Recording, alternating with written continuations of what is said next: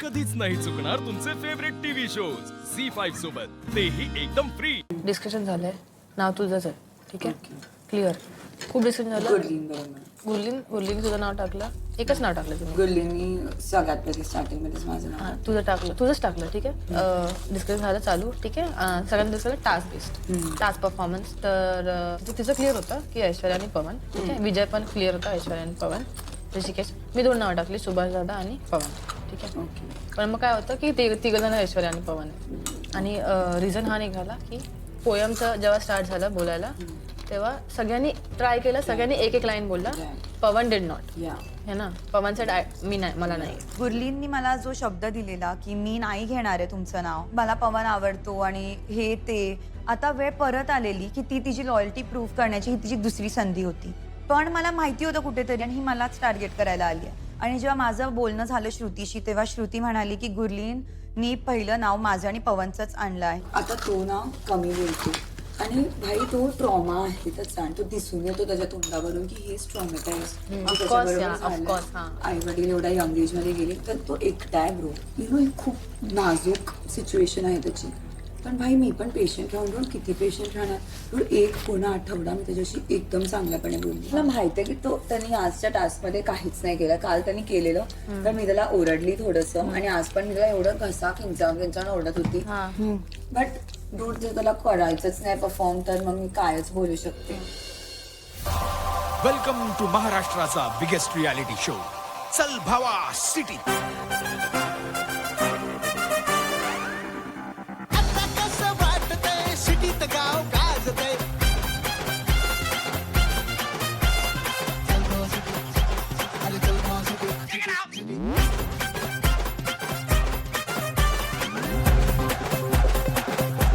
चल भावा सिटीत.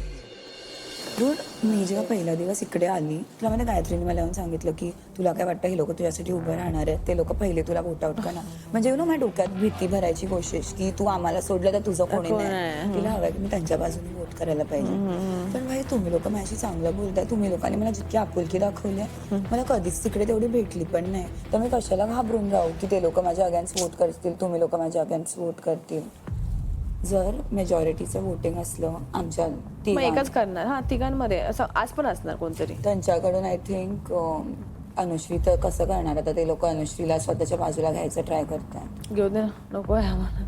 आय डोंट थिंक जोआना माझ्यासाठी करेल वोट. जोआना एवढी ब्रेन वॉश झाली आहे. डूड ती झाली. आता मी तुला काय बोलू, पण आता तिने माझ्याशी पण बोलणं कमी केलं. मी तुला काहीतरी सांगू, नीता आणि जोआना या दोघांना तरी फक्त वोटसाठी ठेवून. अनुश्री माझ्या अगेन्स्ट आय डोंट थिंक करेल. अनुश्री नीताच्या अगेन्स्ट करेल. मला जाऊ दे, हे थोडं ऑब्झर्व करूया. मला पण सांगा की तुम्ही कोणासाठी करताय, कारण भाई मेजॉरिटी तेव्हा मी सांगूनच करणार. तुला काय असं शॉक नाही बसणार? नाही ना, अनुश्रीला पण समोरून विचारणार आहे की भाई तुझं जातेस ना तू आज. आणि यावरती मी काहीच नाही बोलू शकली कारण माझं स्वतःच मला प्रॉब्लेम होता पवनशी, कारण पवननी ट्राय नव्हतं केलं.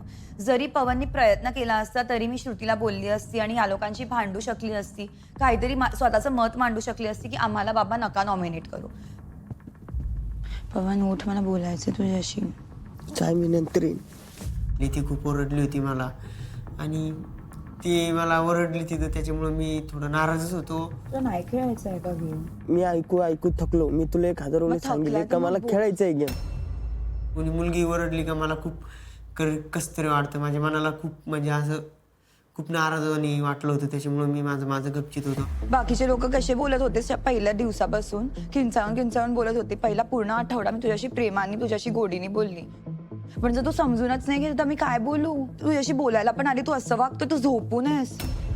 आणि हे खालती मला सगळ्यांसमोर नाही बोलायचं, आपण दोघं बसून बोलू. मला तर खूप इरिटेट व्हायला लागलं की हा इतका छोटीशी गोष्ट होती, 2 शब्द फक्त पाठ करायचे होते तर ते आमच्याकडून होऊ शकले असते, पवनकडून होऊ शकले असते. सो मग मी पण खूप फ्रस्ट्रेटेड होती. जरी माझे कितीही चांगले रिलेशन्स असले मुलींबरोबर, तेच प्रॉब्लेम होईल तुझं काय होईल काय माहित. तिकडचा राग इकडे काढते माझ्यावर. मी कोणाचाही राग कोणावर नाही काढत आहे. तुझा राग मी त्यांच्यावरती काढत असेल, पण त्यांचा राग तुझ्यावरती नाही काढत आहे मी. 3 लोक आहे नॉमिनेशन्सला. एक आहे जो रामाचा आहे ऑप्शन आणि दुसरा आहे तुझा. अनुश्रीला तर ते मला नाही वाटत वोट आउट करते. आता रामा आणि तुझ्यामध्ये रामा खूप मेहनत करतोय आणि तू फक्त बसला असतो, तू फक्त लोकांना बघत असतो की लोक काय बोलतायत. मला असं कोणी ओरडलं का माझ्या डोक्यात माझंच गणगण चालू राहतं, त्याच्यामुळे मी तिथं काही बोलू बी नाही शकलो. जर मी इतकं माझी मेहनत तुझ्यावरती घालते आहे पवन, माझ्या घरी पण सिच्युएशन, माझ्या घरची परिस्थिती खूप खराब आहे. हे बघ तू आज रडते ना, नाही, पण आता मला येतंय रडायला. त्याच्यामुळे मी तुझ्याजवळ थांबत नाही. मी एक पण मला रडायला येतंय तर मी रडणार. जर मला रडायला येतंय तर मी रडणार. मी अशी आहे. तुला बोलायचं असतं आणि तू नाही बोलत, ही तुझ्या रडून व्यक्तिमत्व आहे. आमची काही बी लायकी काढणार अशा मुलांना. मी काही तुझी लायकी नाही काढली आहे. जर तू ते समजून रॉंग घेतोय तर त्याच्यात माझी काही फॉल्ट, तू समजण्याचा प्रयत्न केलास? मग काय मग तू अशी जर ओरडून समजण्याचा सांगते. प्रयत्न केला असता तर हे आज बोलला नसता माझ्या समोर तू.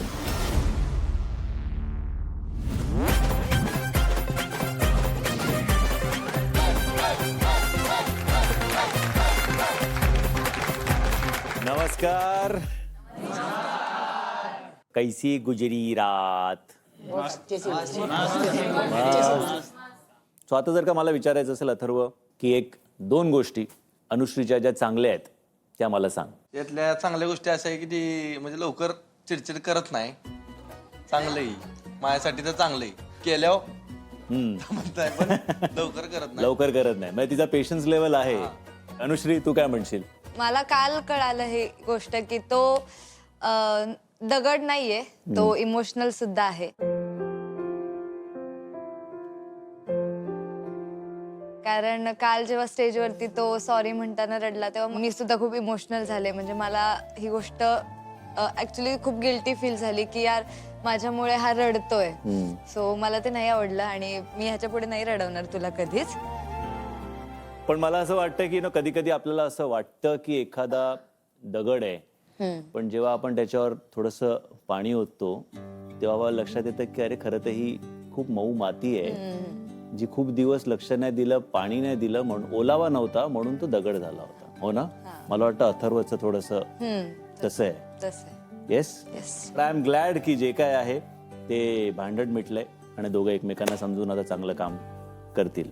ओके. तुम्हाला चौघांना एक जबाबदारी दिली होती काल नॉमिनेट करायची. तुम्ही केलंय का ते?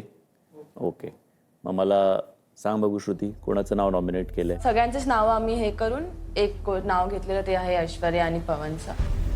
कारण की सगळ्यांनीच पोयम रिसाईड केलेली, सगळ्यांनी ट्राय केलेली, ज्यांना येत नव्हतं त्यांनी पण ट्राय केलेली. पण पवन कुठेतरी बोलला की मला नाही जमणार, की मला नाही येत. तर ते आम्हाला कुठेतरी वाटलं की त्याचा परफॉर्मन्स बाकीच्यांशी थोडासा कमी होता म्हणून त्यांना आम्ही नॉमिनेट केलं. हे जे नाव आमचं नॉमिनेशन मध्ये आलं ते एकदम फालतू कारणासाठी होतं. म्हणजे पवन जरी 2 शब्द म्हटला असता तरी आमचं नाव आज नॉमिनेशन मध्ये नसतं आलं. तर मला तर खूप इरिटेट व्हायला लागलं की हा इतका छोटीशी गोष्ट होती, 2 शब्द फक्त पाठ करायचे होते, तर ते आमच्याकडून होऊ शकले असते, पवनकडून होऊ शकले असते. सो मग मी पण खूप फ्रस्ट्रेटेड होती. तर चौघांनी ठरवलंय की पवन आणि ऐश्वर्या तुम्हाला नॉमिनेट केलं जात आहे. आणि या आधीच रामा, नीता तुम्ही नॉमिनेटेड आहात आणि अथर्व, अनुश्री तुम्ही सुद्धा नॉमिनेटेड आहात. सो तुम्ही आता हे 3री पेअर आहे जी नॉमिनेट झाली आहे. मी परत एकदा आठवण करून देतो की आपला जो पुढचा टास्क असेल तो जर का तुम्ही जिंकलात तर तुम्ही नॉमिनेशनमधनं सेफ होता. सो जे काय करायचं आहे ते पुढच्या टास्कमध्ये आता आपल्याला करून दाखवायचं आहे. झी5 ॲप डाउनलोड करा आणि पहा सर्व एपिसोड्स एकदम फ्री.